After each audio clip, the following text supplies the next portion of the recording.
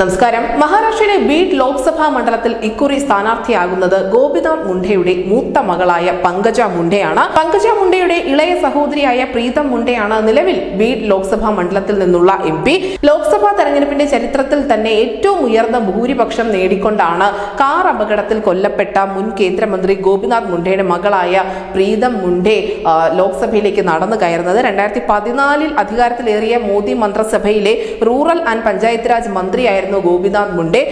എന്നാൽ തെരഞ്ഞെടുപ്പ് നടന്ന ദിവസങ്ങൾക്കുള്ളിൽ തന്നെ അദ്ദേഹം ഒരു കാർ അപകടത്തിൽ കൊല്ലപ്പെടുകയായിരുന്നു. പിന്നാലെ മഹാരാഷ്ട്രയിലെ ബീഡ് മണ്ഡലത്തിൽ നടത്തിയ ഉപ തെരഞ്ഞെടുപ്പിലാണ് പ്രീതം മുണ്ഡെ റെക്കോർഡ് വിജയം സ്വന്തമാക്കിയത്.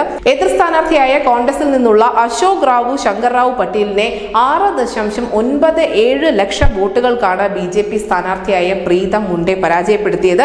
പ്രീതം മുണ്ഡെ 9,16,923 വോട്ടുകൾ നേടിയപ്പോൾ ശങ്കർറാവു പട്ടേലിന് നേടാനായത് 2,24,678 വോട്ടുകൾ മാത്രമായിരുന്നു. ഗോപിനാഥ് മുണ്ഡയുടെ ഭൂരിപക്ഷം 1.6 ലക്ഷമായിരുന്നു. അതിനേക്കാൾ 6 ഇരട്ടിയിലേറെ ഭൂരിപക്ഷത്തോടു കൂടിയാണ് അന്ന് പ്രീതം വിജയിച്ച് കയറിയത്. 2019 നടന്ന തെരഞ്ഞെടുപ്പിലും പ്രീതം മുണ്ഡെ തന്നെ ഈ ബീഡ് ലോക്സഭാ മണ്ഡലത്തിൽ നിന്നും വീണ്ടും തെരഞ്ഞെടുക്കപ്പെട്ടു. ആ സമയത്ത് അവർക്ക് 1.6 ലക്ഷത്തിന്റെ ഭൂരിപക്ഷമായിരുന്നു ഉണ്ടായിരുന്നത്.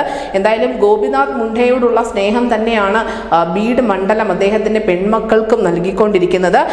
പ്രീതത്തെ കേന്ദ്രമന്ത്രിയാക്കിയേക്കുമെന്നുള്ള അഭ്യൂഹങ്ങളൊക്കെ ഉണ്ടായിരുന്നുവെങ്കിൽ പോലും കേന്ദ്ര മന്ത്രിസഭയിലേക്ക് എത്താൻ പ്രീതം മുണ്ഡയ്ക്ക് സാധിച്ചിരുന്നില്ല. ഇതേ തുടർന്ന് ചില പ്രതിഷേധങ്ങളൊക്കെ ബീഡ് ലോക്സഭാ മണ്ഡലത്തിൽ ഉയർന്നു വരികയും ചെയ്തിരുന്നു. എന്നാൽ ഇത്തവണ ഗോപിനാഥ് മുണ്ഡയുടെ മൂത്ത മകളായ പങ്കജ മുണ്ഡയെ മത്സരത്തിന് ഇറക്കുമ്പോൾ തീർച്ചയായും മൂന്നാം മോദി സർക്കാരിൽ, അതായത് 2024 മോദി വീണ്ടും അധികാരത്തിലേറുകയാണെങ്കിൽ ആ കേന്ദ്ര മന്ത്രിസഭയിൽ പങ്കജ മുണ്ഡയ്ക്ക് ഇടമുണ്ടാകുമെന്ന് തന്നെയാണ് രാഷ്ട്രീയ നിരീക്ഷകർ വിലയിരുത്തപ്പെടുന്നത്. അങ്ങനെയെങ്കിൽ നിർമ്മല സീതാരാമന്റെയും സ്മൃതി ഇറാനിയുടെയും ഒക്കെ അതേ തലപ്പക്കത്തോടു കൂടി തന്നെ പങ്കജ മുണ്ഡയും മോദിക്കൊപ്പം ഉണ്ടാവും. News desk Malayalam.